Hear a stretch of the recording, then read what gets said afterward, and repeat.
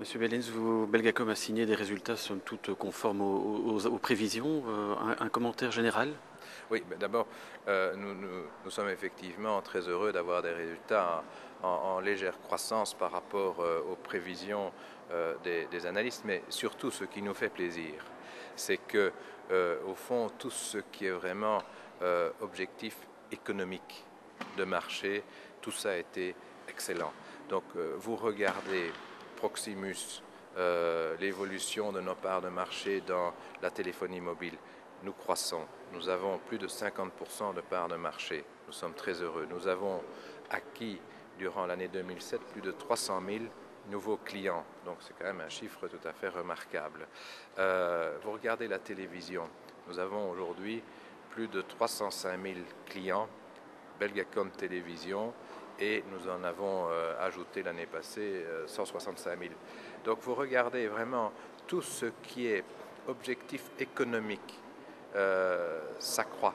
Et c'est important parce que c'est grâce à ces objectifs-là que nous allons continuer à croître dans le futur. Vous voyez, il faut aujourd'hui investir pour retirer les fruits demain. C'est ce que nous sommes en train de faire. Alors, je dirais, à côté de ça, vous voyez bien que nous avons un moteur de croissance, c'est broadband et les services autour de broadband, plus le mobile qui fonctionne très bien chez nous. Donc, nous sommes heureux par rapport à ça. Donc ça, c'est, je crois, vraiment ce que vous devez garder en mémoire. Vos perspectives à très court terme, quelles sont-elles? Bon, vous venez de racheter Scarlett. Oui, alors si vous voulez, en ce qui concerne Scarlett, donc, nous attendons bien entendu les décisions des organes de compétition. Scarlett, l'idée est très simple, si vous voulez. Nous voulons que Scarlett reste une société séparée de Belgacom et gérée pour mérite propre, et une société qui attaque une part de marché, un segment de marché bien particulier, où Belgacom est peut-être moins présent, qui est un segment de marché peut-être plus low-end, des gens qui veulent peut-être moins de services, qui ont besoin de moins de services, parce que ça peut être des jeunes qui arrivent à se débrouiller sans avoir accès à nos call centers. Et donc là, eh bien, ayons Scarlett pour ça. Et ayons Belgacom pour des gens qui ont besoin de toute cette qualité de service. Donc ça, c'est une chose. La deuxième chose, c'est que l'année 2007 est l'année de la convergence entre les produits fixes, mobiles, télévision. Pour les sociétés, c'est l'intégration de services fixes, mobiles. Eh bien, l'année 2008, vous allez voir une explosion du nombre de packs qu'on va pouvoir vendre à nos consommateurs. Alors les packs, si vous voulez, c'est très intéressant parce que vous avez plusieurs produits que vous pouvez acquérir avec un discount. Bon.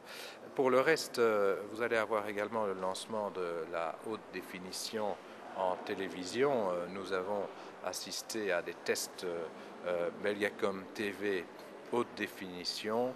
C'est effectivement remarquable. C'est une fois de plus une avancée extraordinaire dans le monde des médias, de la télévision, et ça sera une expérience pour le consommateur totalement différente. Alors, vous avez parlé de Scarlett, ça a relancé un peu les polémiques sur votre position dominante, entre guillemets. Quelle est un peu votre réaction par rapport à cela? Écoutez, moi je regarde, si vous voulez, les chiffres avant de faire une polémique quelconque. Et les chiffres sont très très clairs.